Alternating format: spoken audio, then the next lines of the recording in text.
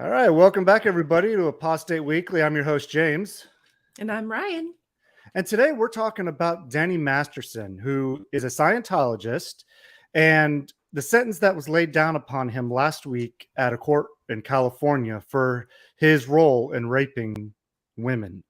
And with us today, we have Chris Shelton, who is an author, consultant, podcaster, videographer, and former cult member of the Church of Scientology himself, here to discuss with us about the case and impact that it can have not only on Scientology, but other cults as well. So, Chris, welcome to the show. Thank you very much. Sorry, just posting another link to the show right now. Glad to be all done with that. And, thank you very much for having me. I just wanted to get some links posted out for this thing. All right. Well, let's go ahead and get into that intro and we'll hit the show.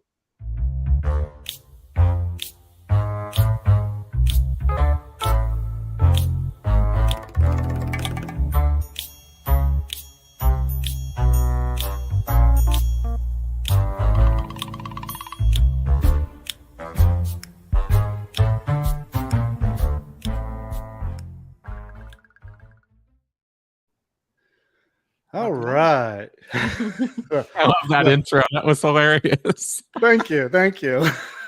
Yeah, we always Ryan always says how I don't know if you know about like the leadership of the Jehovah's Witnesses, how they have the governing body. And one of the governing body's members' name is David Splain, and she's always like, "Oh, it's the bones of David Splain playing there." It just sounds like someone's just like a xylophone banging on his right. bones. That's right. Is it a thing that people get David splained? Yeah, right. I feel like it. I feel like he David splains to us all the time, which is basically just mansplaining religion. So that's right. That's right. And he is like that because he was the one that he's like, do the math on different things, and different way he explains things. It's just always so odd and weird. So he really does really is things fitting in his for own him. way. Yes. Yeah. Art imitates life.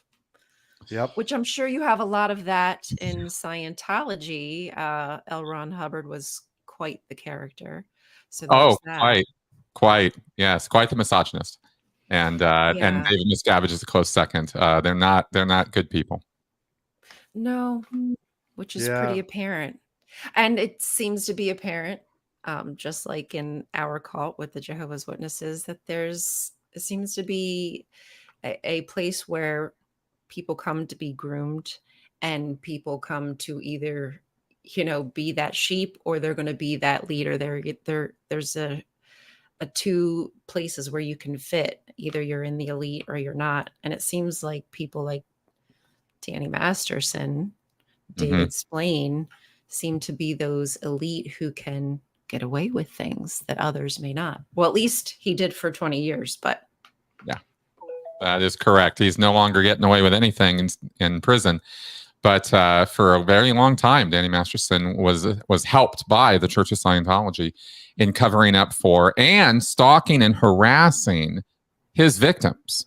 They did not just get well, it's a long story. I don't know where you want to start on it, but there's a lot to know about the whole Masterson history of this, and a lot of people are a little confused right now because of just as a flyby headline, 20 years, what? 30 years, what? Life? Like, how is this possible?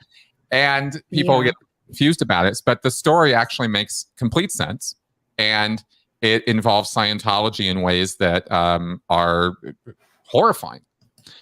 So why don't we... I was going to say, why don't we James. talk about some of those ways that Scientology is involved? Because, I know I listen to a lot of shows about Scientology, and they have all these different policies, especially the fair gaming policy is a huge one that stands out to me because of the tactics they use that I've seen them do with Mike Rinder and Leah Remini, and just like, how did they do those kinds of things in Danny Masterson's case?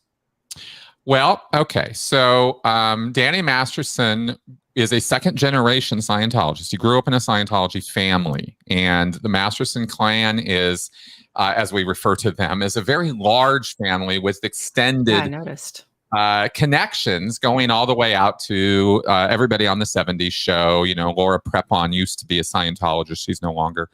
And other cast members there, and even Ashton and Mila, you know, Ashton Kutcher and Mila Kunis, who have been on the hot seat the last few days because of their support of Masterson. So, so there's a lot of influence and money there. Mm-hmm. Not just about Danny Masterson when it comes to his membership in the Church of Scientology. It has to do with public image. It has to do with their delusional self-image. Perception. Right? Their idea that they are the most ethical people on the planet, and anybody who gets in their way is simply trying to stop the forward progress of mankind. Having been there for decades, it's complete opposite world in there. And so they feel very righteous, very justified in doing the things that they do to protect Scientology and protect Scientologists, because everything is about Scientology's public image, and it's about its good works around the world. Now, all of us know when you're out in the real world that that's not Scientology's image at all, but they think it is, and it's really nuts. And on top of that, you have a very authoritarian control framework built into this organization. I won't say church. I could, you know, it is a church. It's recognized as such, but it's really more of a mafia criminal organization, and it runs itself more like a business. So the familiarities here. Wow. Oh yeah, I know. The parallels are just exactly. They're not coincidental. It's on purpose. That is, that's right.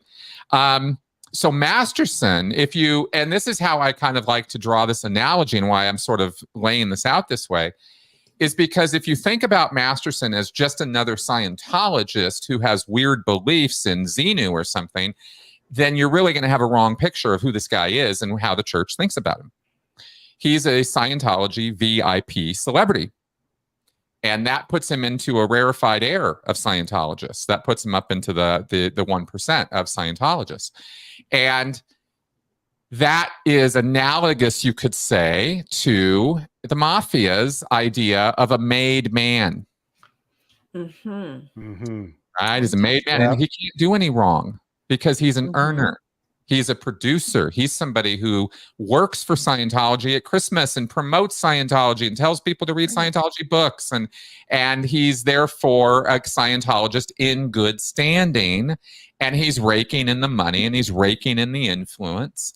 And people like Ashton Kutcher and Mila Kunis have even come and attended Scientology events because of that influence. So that's kind of more of how to think about him, is he's a made man in that world. All the celebrities are in that world. Right. So when some inconvenient woman, girlfriend, series of women 20, 25 years ago start coming forward and telling the church, and they're Scientologists too, and they come forward to the church as ethics authorities and chaplains and people who are supposed to be in charge of internal church discipline.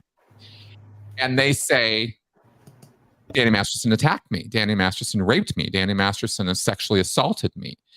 And Danny Masterson drugged me in order to do that to me, even his own girlfriend.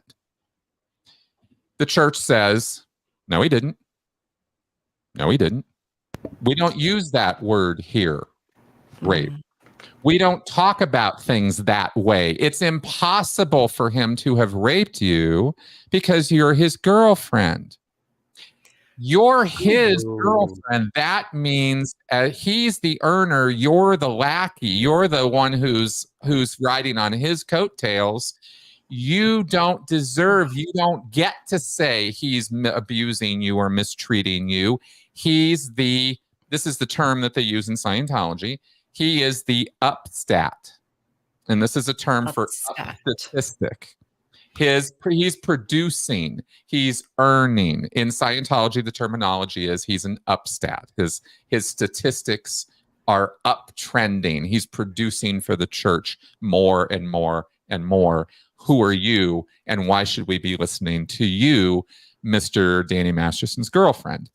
So can I ask you something about that? Yeah, absolutely. I just wanted to set the stage for the kind of the attitude of how this thing started. Oh yeah, no, absolutely. That's how they set their model up. That's so right. in the typical like Christian models of households and things, you have what's called headship. I don't know how familiar you are with that or not, where like the man is the breadwinner. And so like from the culture we came from, you know, the wife is supposed to give a husband her due, what they call it, you know, basically have sex with him whenever, you know, he wants her to. It doesn't matter whether she wants to or not. And it sounds very familiar to what's going on here. Is there some kind of hierarchical like family structure, or is it just based off of them paying their dues and things like that in Scientology?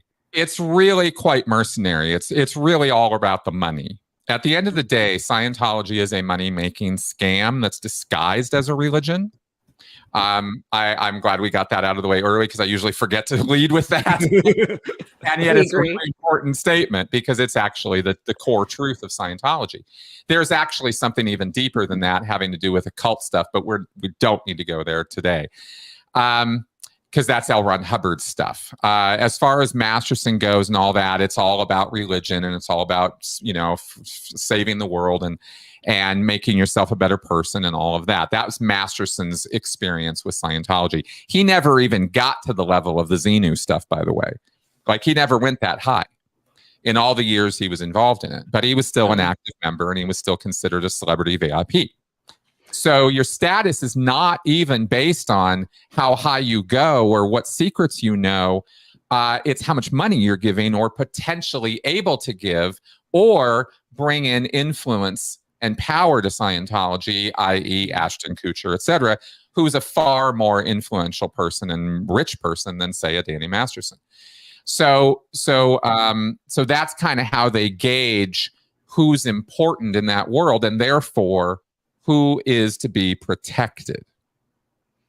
And that's what Danny Masterson received. He received the sort of cloak of protection from Scientology's organizational structure. And when that goes into play to protect you, that means that your accusers are not just ignored or given short shrift. That means, especially because these women were the accusers, the three women whose charges were brought in the case, they were all ex-Scientologists. And so the church held even more undue influence over them because of their belief in the Scientology system. Right. Yes. And that means that means they had to toe the line, and yes sir, no sir, how high sir, when it came to the church ordering them as to what to do. And one of the church's key policies at the center of all of this that really prevented these women from taking their case to the police and really pushing it through is that in Scientology, it is a high crime, sort of disconnection, shunning offense to go to the police about another Scientologist. Absolutely, absolutely forbidden. Sounds familiar.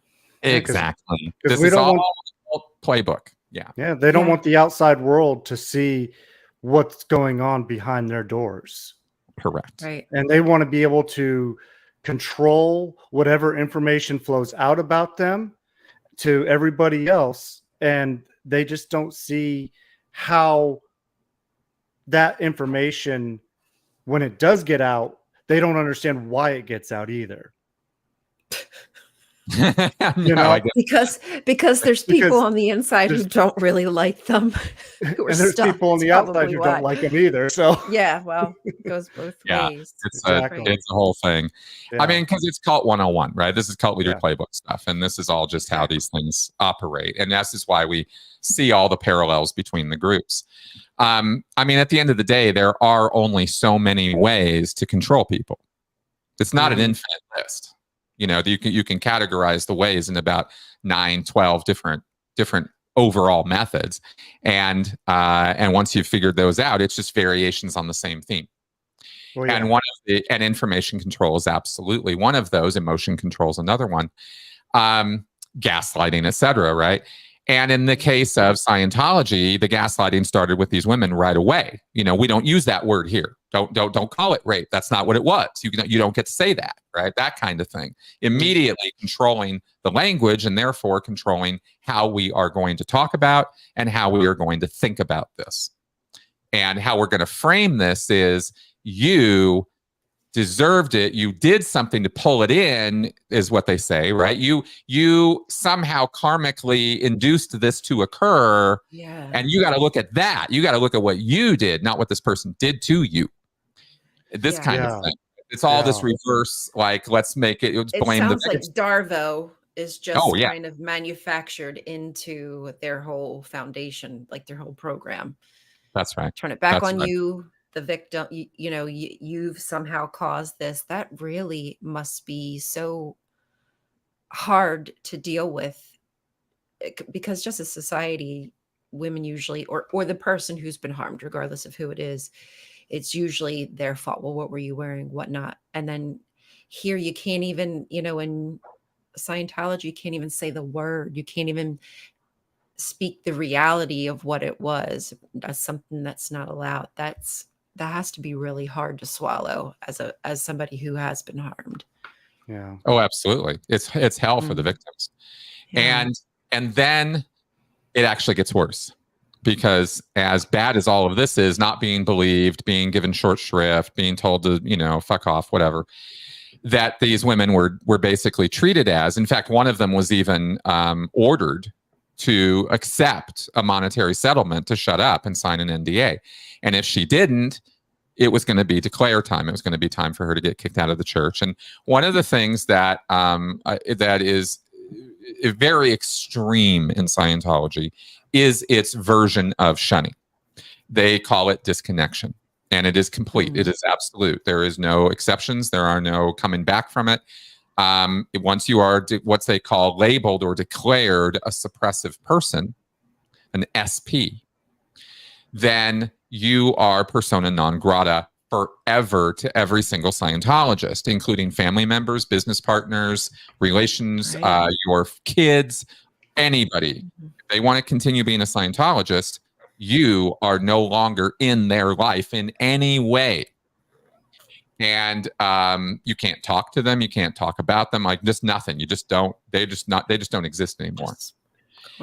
And there is a sort of road back from that is a years-long process. I've compared, contrasted it with other groups like the JWs, and the road back in Scientology is pretty severe. It involves paying a lot of money and doing a lot of jumping through a lot of loyalty hoops and stuff like that. Everything's money with them, it seems. Very much so. And so the reason I'm saying that is because this is the threat that these women faced if they didn't cooperate with the church as well. Then we're going to kick you out and declare you suppressive. And the reason that this would have been so devastating is that it wasn't just Scientology, it wasn't just Danny Masterson that these women were connected with. Their entire world contains Scientologists. This is what cults do, is they pair off and cut off your other relationships and your other friendships, and they heavily encourage you to only associate with, and certainly only have romantic involvements with, other members of the group. So you quickly find yourself kind of drawn into this community world where you're suddenly know all the people you know, even your professional connections, are Scientologists. And as somebody who was aspiring to be an actress or a model, which a couple of these women were, if Masterson cut them off, if Scientology cut them off, everybody they knew would have cut them off. In some cases, their own family would have had a problem with them. And this is a big deal. This is not a small threat. This is a life-changing catastrophe. So when faced with the, Lady and the Tiger, right? The sort of devil in the deep blue sea. It's like, well, what am I supposed to do here? There's no. And that's where every one of these women were placed. And in the case of this one woman, it was like, okay, well, we're going to declare you, or you're going to take this NDA and you're going to take this money and you're going to shut the hell up. And so it was really no choice at all for her. And this is what slowed down and stopped the investigations into these incidents all those years ago. This is back in the early 2000s. Now, is there any kind of like, so they were forced to sign this NDA, right? One of them was, yeah. One of them was. Okay, so if they... Even one of the children had to sign an NDA of Jane Doe 1, isn't that correct? A child even had to sign it? That would be news to me if that's it, but it wouldn't surprise me. Wow, I know for sure one of the Jane Does had to. There's the whole story is laid out there. A child connected with that, I'm not sure of. Okay. So my question is, though, is there any recourse for the victim that signed this NDA when they finally do come out publicly and say, you know, they're willing to take that risk to be declared and everything like that? Is there legal recourse since they signed that NDA on them to come back onto them because, well, you were supposed to not say anything because you signed this legal paperwork? I don't think that you can actually hold somebody to an NDA to keep quiet about criminal acts. And that is what this was about. The center of this whole thing were rapes. And that's criminal activity in anybody's playbook, right? And this was all still very much during the time where it was still very much under the statute of limitations. I mean, this was a very prosecutable offense. So I'm not a legal eagle. I'm not 100% sure what the ins and outs of that particular NDA she signed was, but I'm pretty sure that Scientology will not be pursuing, you know, compensatory damages against her now that, especially now that Masterson has been found guilty of these crimes.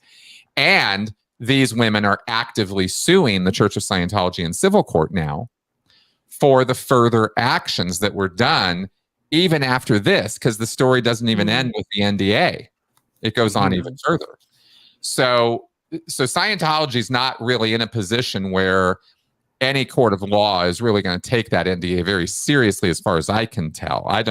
It would absolutely boggle me if any judge seriously gave credence to such a case. Well, that would be good, because that shouldn't have any credence whatsoever, especially with all the coercion behind the scenes going on and all the tactics that they're using against the people to try to keep them shut up and buried. That really shouldn't have an impact. But I figured I'd ask that anyways, because legal documents usually do hold some weight. But absolutely, considering the case and what it's about, this absolutely should not. No, it was, I mean, we can really look at it and chalk it up to just one more form of, as you mentioned, coercion and intimidation that was laid against these women. Because the way that they testified to this, it was crystal clear that, you know, this woman was called in alone into a room, you know, this is your lawyer, and he's telling you, you need to sign this document. And if you don't sign this document, your life's over. I mean, that alone, it nullifies the contract. So, you know, so good luck trying to enforce that. And I don't think Scientology would even try, but as an intimidation tactic. Oh, yes, absolutely. And that was the only point, was make it go away, shut these women down. Yep. And the horrible second chapter to all of this is, after they started learning about one another years after the fact and went to the police in 2017, and an investigation was started, Scientology then began a horrific campaign of personal intimidation, harassment, and stalking that continued for years and continues to this day, which is the entire basis of their civil lawsuit against the church and Danny Masterson for not only the rapes, which was the criminal offense against Danny, but now the civil suit against the churches. You guys have been conspiring to shut us up and shut us down, and you're going to pay for that now. And that's now trying to circumvent the law. And the Scientology couldn't care less about the law. So, you know, that's what's really disgusting about all this. You know, and the same goes for the Jehovah's Witnesses too. They claim about how they're trying to, you know, help everybody, and, you know, in your Scientology terms, clear the planet, I think it is. Yeah, that's and right. Jehovah's Witnesses, their whole thing is to, basically preach the message to everybody, to save everybody. But then they take their money and put it into these people to harass others. Yeah. Like it's like Scientology, private eyes. Like this is what I've seen on Leah Remini's show, private eyes that, spend months upon months stalking and harassing people. How much of that money, if they would have not spent it, could they have actually used to help people and do good in the world rather than stalking and intimidating and terrorizing others for their own selfish purposes? Yeah, it's just sickening that they do that. No, their valuation as an organization is somewhere between real estate assets and other things. We're estimating it's about $3 billion with a B, and that's money, right? Yeah. It's chump change compared to, say, the Mormon Church, but it is a significant amount of money in anybody's estimation.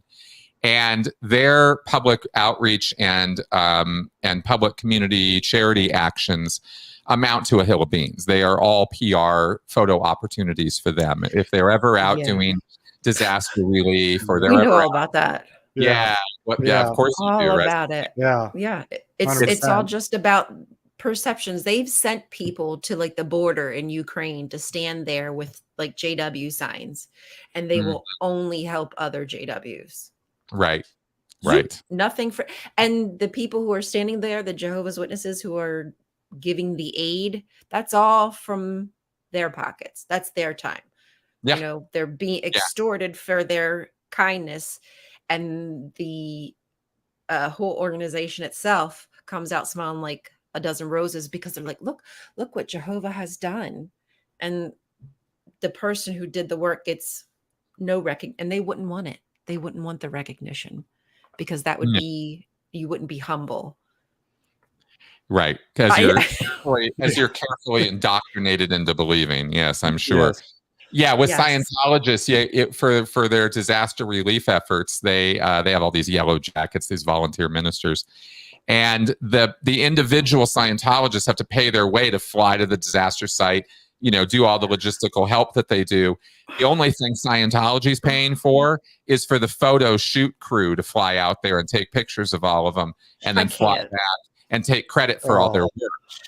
It's that blatant. It's that gross. And Scientologists just go along with it because they think that the church is engaged in some big master plan that is salvaging the planet. And so they think that their money is well spent and their time is well spent and all of that. And they're absolutely being taken advantage of. Oh, it gets even performative. Yeah, that's right. And I say it gets even worse with the Jehovah's Witnesses too. Like if you go to a disaster relief area, like say a hurricane, right? So they'll have the volunteer witnesses come in, help build these people's homes, witnesses' homes back, right? Only the witnesses, mind you, not anybody else in the community, with their volunteer money and time and all that. Then after they're done doing that, the organization will send somebody in behind them and say, okay, now you need to give us the check from the insurance company, and coerce them into giving them that check. So now the people, yes, they might have gotten their house back, but they have nothing else, no other money coming in to help get them beyond that in this kind of situation. The things that they may have lost. Other things they might have lost. And it's just like, they're still left up Schitt's Creek. I had not been aware of that particular aspect of their scam. That is so gross. Yeah. That is gross. And it's frustrating because we know, just like Scientology, the charity work is not, there is no real charity. It's coming from their pockets. It's just it's just for the visuals. It's PR. It's all about PR. They even have a PR team now. I'm guessing just when it comes to celebrities, they are the PR. They're just walking PR for Scientology. I mean, Tom Cruise. Well, you say Tom Cruise, it's like synonymous with Scientology. Correct. There's actually, Scientology is not a monolithic organization. It consists of a labyrinth of many, many organizations. And one of those organizations, a network of them, is called the Celebrity Center Network. And there are specific Scientology churches that cater only to celebrities.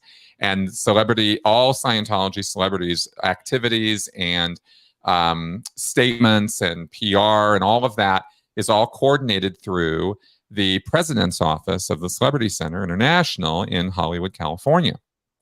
And that group are the group who take control of celebrity flaps, like this whole Masterson thing. All of this was run out of the president's office, and they have a direct line to David Miscavige, the head of Scientology, who oversees any and all legal threats to Scientology. So given that we know that's how the structure works, there are ex-members who have been part of every level of this structure who have talked about this, then you know that David Miscavige personally knew about this whole Danny Masterson thing. And you would never be able to prove that with a paper trail or anything, unless you went in there with a few truckloads of stuff to take all the file cabinets worth of knowledge, out of Scientology, as was done in 1977. Digitize, please. Oh yeah.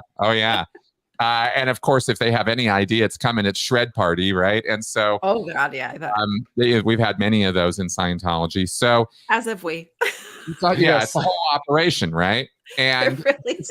And this celebrity thing actually is quite invasive, because they will install Scientologists in the celebrity's inner circle as their assistants and as their managers or as the people who run their life.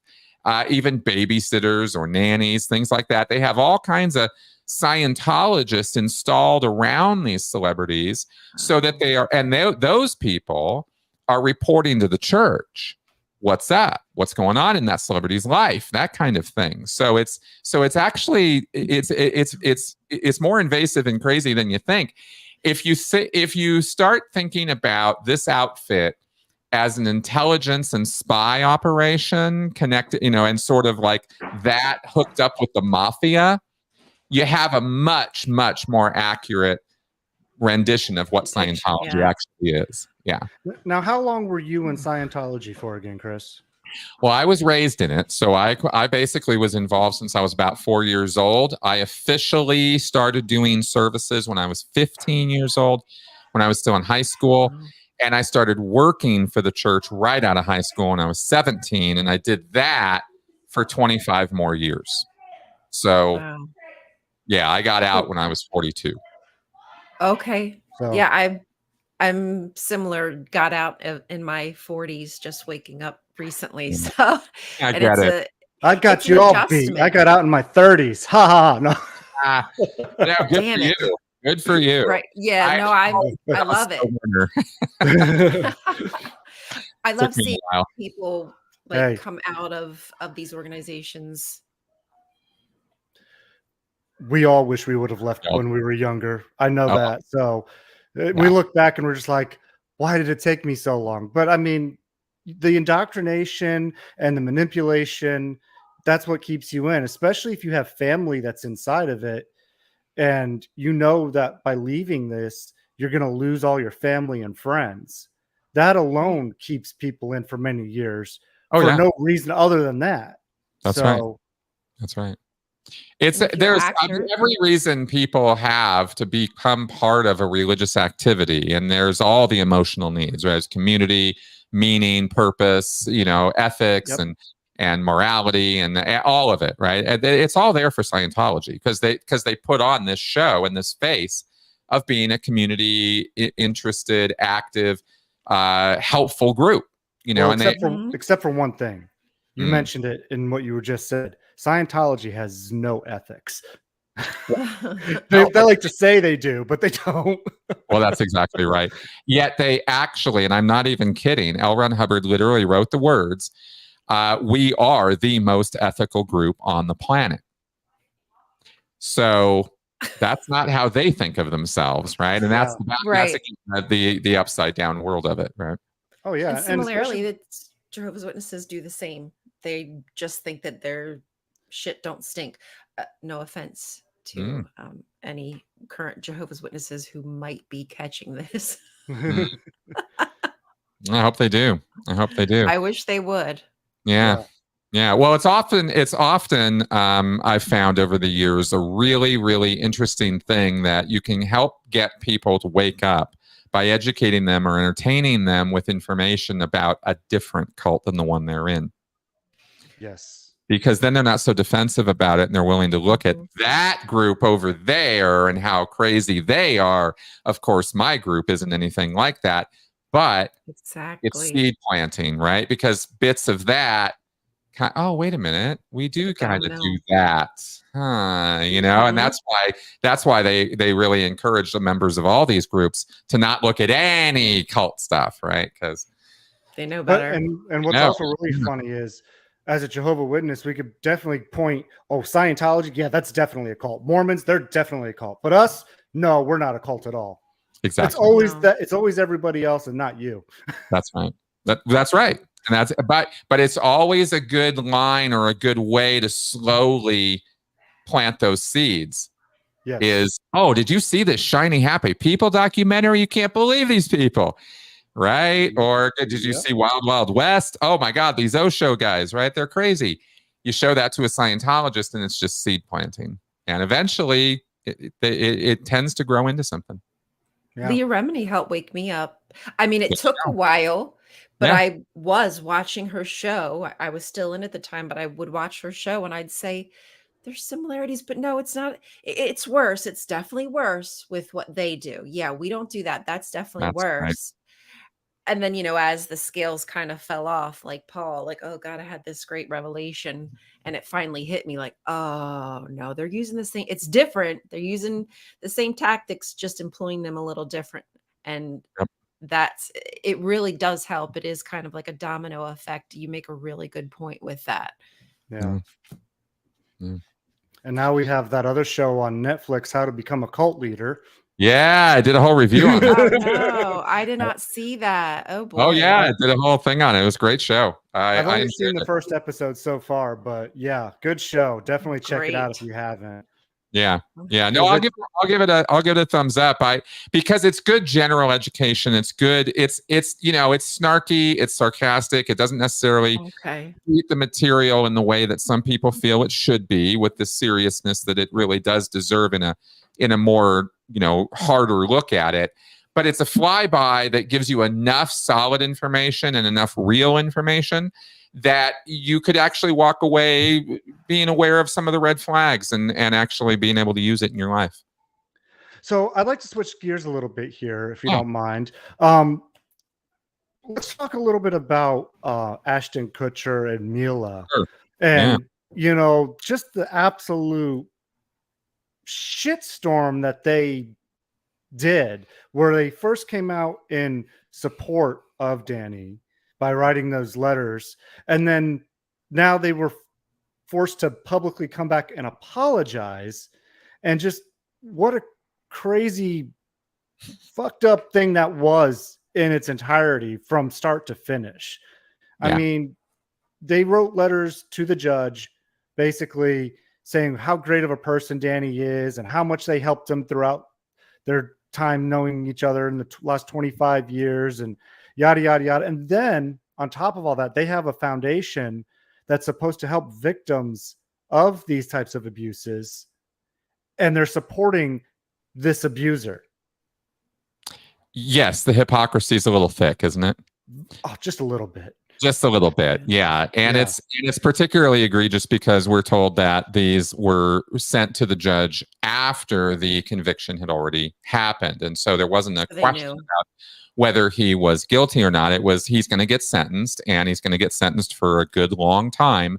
And these letters were intended to be helpful to try to sway the judge that he's not completely evil. And so therefore, maybe you could give him, the 15 rather than the 30, and et cetera, et cetera. Unfortunately for them, those letters became public, and they are public record. And I don't know that they ever thought or imagined that they were going to become public, but they were. That was Tony Ortega's reporting, and Megan Cundiff both worked very hard to get hold of those and get them out there. And so we owe the release of those to those two reporters. And Tony's been covering Scientology for years, and I do a show with him every week. So I'll throw a shout out to him on this one. Because he worked hard on that. There's a couple things about this, right? Is one, it's egregious, it's awful, it's how could they? It's Jesus, you know, what were they thinking? On the other hand, this is such a standard practice in law with almost every case where somebody's getting sentenced and people will write letters to the judge to, you know, as character references or whatever, that a lot of lawyers are looking at this going, what is the problem here, right? So there's a little bit of a two sides thing to it, which is interesting. I only bring it up because it's so interesting that that's the case. Now, that all being said, this was incredibly ill-advised, incredibly stupid. God, too, yes, right? yes. Because Danny Masterson's crimes were not minor. And his crimes he Cosby'd these women. He helped them. He drugged them, and under drugs, with them having no idea what was going on. Right. There's not even a pretense of consent. There's not even a pretense that this is a sexual activity. This is straight up assault. And so you kind of have to think for a moment, why would you want to speak up for somebody, even if you've known them for 30 years, after they did that? Right. And you have to think, well, they must believe that he didn't really do it and that these women were lying. They must think that. Or even worse, and this is pure conjecture on my part, of course, but did Kuchar really just not care? Now, right? Ding, ding, ding. Ashton and Mila are not Scientologists, correct? They are not. They are not. So, as far as anyone knows, they are not. They have spoken. What they did is they have attended Scientology events. I saw photo evidence of that, but that doesn't mean they were that they are or were Scientologists. I can't say that's fine, and I'll just kind of go with that they aren't for right now. And I know it's still conjecture, but so that being said, though, what kind of influence can Scientology Church have on Ashton and Mila to write those letters in support of Danny? Oh, probably none. I mean, to be completely blunt and objective about this, it was the lawyers who asked them to do that. It was Danny who asked them to do that. The church wouldn't have had to have gotten involved, nor would it make sense to, because a lot of the people who wrote letters, it wasn't just Mila and Ashton. It was other crew from the 70s show. The people who played the parents, they both wrote letters. Bunch of friends of Danny Masterson wrote letters. Of course, his family members wrote letters. Ethan Suplee wrote a letter. He's another actor who's known Masterson for years, who is a Scientologist. So, it came from both camps in terms of Scientologists and non-Scientologists. Would the church have been interested in that happening? Sure. Would the church have advised people who were Scientologists to do that? Sure. But Ashton and Mila aren't Scientologists as far as we know, and so they were just doing it to help their friend, as I think how they saw it. Okay. Do you mind if I interject for a second? Go ahead. So I honestly think that they either didn't care or just did not realize that those statements would be public so soon, or maybe that the media would care so much about it. Maybe they thought like the stans, like those who are such super fans for the show or of Danny Masterson, would just be like, whatever, we don't care, we like him as an actor, which there's a lot of that as well. Yes. But the way that they continuously harped on the drugs in the letter, he kept us away from drugs. He was such an outstanding character, and such a good actor, and everybody knows about how wonderful he is. And again, the drug hang on, when he specifically was charged, and part of this is because he drugged people. And that was super frustrating to me, that you would write those letters knowing that that is what he did. That's pretty perverse, if you ask me. I agree completely. It was obviously a strategic attempt on it was probably written for them even in many ways, right? I mean, it's probably paralegals and lawyers who wrote these things. And there were certain beats that they were trying to hit that you see letter after letter after letter, right? The anti-drug stuff, the homework with the kids stuff, the anecdotal, he's such a good man, he's such a role model. And you're kind of like, and even beyond Ashton and Mila's letters, all of them have this flavor to them. And so you kind of get, okay, I get it. It's even a little boilerplate in some ways. But again, the common sense of the people who put their initials on these letters, right? Like, why would you do that? This is a convicted serial rapist who drugged women. This is not somebody who you now say to a judge, oh, he's a role model for me and my kids, and I never saw nice to me. Drugs. Yeah. What are you talking about? Right? It would be like, would you do that for Bill Cosby? What are you thinking, right? And that's where the common sense just kind of goes out the window on this, even though all the things I've said about it being a standard practice, lawyers always push for it, judges expect it. It's not like the judge was sitting there morally outraged about this. This is they get this in every case, right? So this is no big deal for them. But for the public, they tend to not know about these things. And so you release information about these kind of details of how the law works and how cases go. And sometimes people just lose their minds because they can't imagine, how could this be normal? Right? And it's pretty much not from if you take it out of that whole legal world, it's crazy. It's absolutely nuts that you would do this.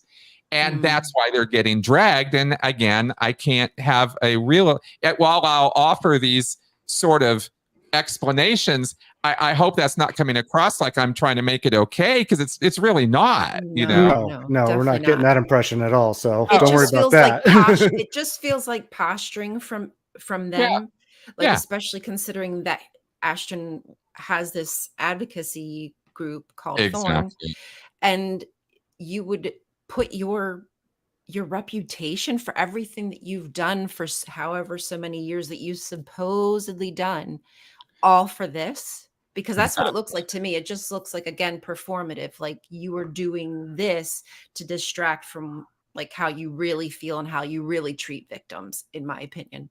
I agree completely. I want to ask you guys, did you see the video that they did? Did I see it? Oh, I've yes. seen it about 500 times already. Okay, so then I watched saying. Mila go, like, purse her lips and kind of look over like she's like not happy about the situation. And just the way that they sat there, you could tell how scripted it was, because it's like a show like this, we're talking, and sometimes we might try to jump in and say something, but the other person's still talking. And so, because we're not on a script here, but with them, Ashton had his lines, Mila had hers, and they said it in order like they would on a show, like they had practiced it very well. And then on top of that, how they looked on the camera, the way they dressed, to make themselves look sad and pathetic in a way. Gray. And gray. And just all the body language and everything that went into that was just like, this is an act. This is a performance that they're doing. Yeah. Because they're made to do this at this point. They have no choice but to do this, to try to save their organization from being hypocritical, which it's already too late in my books for that, but other people will see it other ways. So no, that's absolutely right. It's a rough thing, because you need and want major amounts of money and major organizations and major players, and Mila and Ashton are major players. These are not minor celebrities. These people have a lot of money and a lot of influence. These are not has-beens or D-list actors. Mila and Ashton are top flight social media influencers, investors, and business people. And they also happen to have been on TV. That's who they are. Danny Masterson is a D-list. Like, that guy was in Dracula 2000. I mean, you know what I mean? Who cares, right? He was on the 70s show. He ain't on that anymore, and he's never going to be. Nobody cares about Danny Masterson. Mila and Ashton and some of the other people who wrote some of those letters are working professionals, and these are people who represent major interests. And I have to comment on the fact that it's such a damn shame, because there's so much money and there's so much potential good there to be done through this charitable organization they set up for victims, and then they blow it all in a moment of complete stupidity. Yep. Because they think this guy is their friend and he's a sociopath and he's a serial abuser, and that's not somebody you call friend, and it certainly isn't somebody you say as a role model. I'm floored by that entire thing, and I had to say on the video, I thought that it looked to me like they went to bed, I guess, on Saturday. I think it came out on Sunday or something, right? So they go to bed and nothing's happening, and they get woken up by their PR team at like 5 a.m. Like, holy shit, you're not gonna believe! Like, here's the script. Get a camera. Read it now. Like, we got to get this out. Get on camera. Get on camera. Like, they look like they're just like they just got out of bed. To me, it looks like a POW video. You know, Tony. Video, right? And I was like, you're sorry. I thought that was a little bit much, right? And then I watched the video and I was like, oh no, this looks exactly like a POW video. In other words, the video of somebody who's been brainwashed into saying these things, right? Yeah. That's what it looked like. And that's why people are registering it as insincere, and they just, they're just saying the words. They are. I really wonder, there's a Taryn McCandless. There's another actress. Yes, right? I saw that. Oh, that was she's terrible. Going off the deep end. She's really bad, right? Really bad. Here's what I will give her is she's at least honest about where she's coming from. Just gonna say it looks like she's actually in a really bad way, and somebody should check in on her. Is what I really think. I do agree. Yeah, but I don't think Mila and Ashton meant a word of that. And I have to wonder, do they think that Masterson was just railroaded and it was all bullshit? Or is it something worse? I don't know. But clearly, no matter what they've said, or no matter how they've put this out, or how many times Mila has apologized or trying to explain herself on Twitter,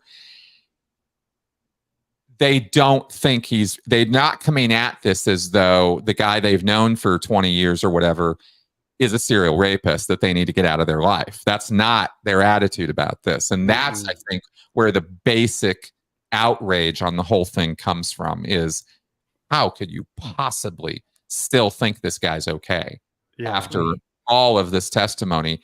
Horrifying testimony. I've read every word of it. I watched the whole trial happen day by day, and it was horrifying. So that's the why there's all this moral outrage over this.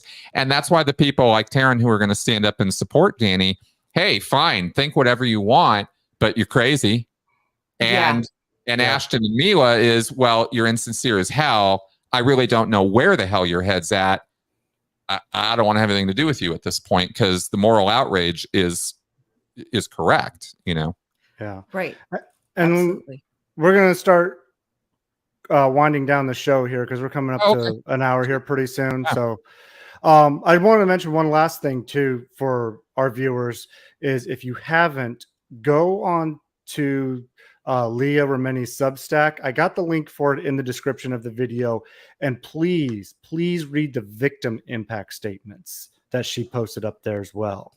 So you get to see the sides of the victims and what they say. Go onto Tony Ortega's website, read the letters that Ashton and Mila wrote as well, and all the others. He's posted all of them at this point, I think. Yeah. Good. It's good. I've only read Ashton and Mila's one, but read these impact statements, read these other letters, and I tell viewers, form your own opinion about it. I'm not here to tell you what to think. So that's what I want people to do, and just see how messed up this situation really is. And, there are so many easy ways that this could have been prevented. And yet the church takes these extreme ways to cover it up. And it's just gross and disgusting. And that's what we're here on this show to point out and reveal to everybody, is that these tactics are being used, not just by Jehovah's Witnesses, not just by Scientologists, but they're being used by organizations all over the world. And to recognize the signs and the tactics that they use, so when you see it for yourself, you recognize it enough to say, hey, this isn't right. I need to say something and report it. and hopefully you have the courage and ability to stand up and say something about it. Absolutely. It's all about raising awareness. And if anybody in the comments has a question, please make sure you get it in before we close out. But I wanted to also ask you, Chris, is there any projects you have coming up? Obviously, we can find you on your socials. We've got them in the description. But is there anything you've got other than you've got this awesome book here in front of us that I'll have to take a look at? But is there anything else you wanted to promote while you were here? Yeah, absolutely. Thank you for asking. Sure. There's a lot to know about Scientology, just like there's a lot to know about JWs or Mormons or any of these cults. And if you're really interested in the whole story on it, then, this is your book. As far as you can get this on Amazon, I wrote this and published this years ago, and it's audio ebook as well as you can get it hard copy. In addition to that, I have a YouTube channel. I've just today started a TikTok account. And you did? I'll have to follow you. Oh, wow. Yeah, I'm on there as same thing, Chris Shelton MSc. I have the MSc is for my degree in the psychology of coercive control. I am an expert in that topic, not just about Scientology. And so I've tried to bring this education to cult awareness, cult recovery. I provide I provide consultation services. I am not a therapist, but my degree does give me a lot of knowledge and information in how to advise, educate, and guide people who have come out of coercive situations. I've helped family and friends of people who have, family in the cult, or they don't know what to do to talk to them or how to deal with that. I've helped people with that. So if you need that kind of assistance, I'm available for that. You can contact me through my website or through askchrisshelton@gmail.com. And all of the links to all my stuff is in the description of every video I've published. There's over 1,000 videos on my channel, almost all of them evergreen, still good today as they were when I posted them however long ago, all the way up to now, about all of this stuff: cults, coercive control, and recovery. So I really encourage people to come and dive deep into my channel and check it out, because there's a lot of resources there for people, no matter what group you came out of. As we've said so many times today, it's all the same playbook. And so the same recovery techniques work. And this also goes outside of cults, religious cults. We're talking about MLMs and, large group awareness trainings, all of that stuff. It's all coercive control. So, and I will say, spirituality. Yeah. I've been watching your channel for years now, Chris, and so I've been following you for a while. So yes, a lot of good content on there, and I stole all his links from his YouTube to put them in our description here, so I didn't have to ask you for it all. So awesome. Thanks, guys. I really appreciate it. And we appreciate you coming on. This was the big story. I'm glad to have you on. Glad to meet you too, as well. So a lot of great information. I know we could go on for hours and hours about this. So I did want to bring up one last thing before we go, and it's just a bit of Jehovah's Witness news real quick. This is just and this is not confirmed yet, so I don't want to put it out there as confirmed, but it's a Reddit post I saw. Ryan, you'll probably know who this is. Warwick Pimo, the Warwick Pimo channel on YouTube, a guy who is in Bethel and releases and leaks things out, has been kicked out and been found out. So I saw a tweet about that. Yes. Is this a famous person? Who is this individual? We don't know who he is, because when you're inside their headquarters, it's a pseudonym, so that way he can keep his anonymity. But he has been found out. I'll show you the post real quick that I found here, and this is on Reddit. Can you see that? Okay, bring that up. It's not bad. Is that better? Okay. So this is an email that he sent out, and like I said, he's been outed. So if you go to email him. It looks like he sent it to JT and Lady C as well. So that's why I think it's legitimate. And so there's an email he says you can reach him at. If anybody knows who this is and can confirm that he really was outed and kicked out, please go give him a hand if you can, because this guy did a lot of good work already. And I hope he continues to do so as he makes his final exit. Okay. Okay. Hey, there's a little tiny point. I don't know if you guys know about this. Maybe not tiny. I don't know. Just something I'm throwing out there for people because somebody alerted me to it. October 4th, there's going to be a nationwide cell phone test of some kind. And so every cell phone in America, I guess, is going to go off at one time or something with this alert. And if you have a secret cell phone that you've been using as a cult member or somebody in a coercive situation, domestic as well, be aware. October 4th could be the day you want to turn that phone off. Oh, wow. I didn't hear about that. And also Thank you. Be aware that when it comes on, it likely will do the alert. So if you when you turn it on, please make sure you're somewhere that if it goes off, you'll be okay. Yeah, I'm glad. I have it written in my notes to tell people about. I'm glad that you brought that up.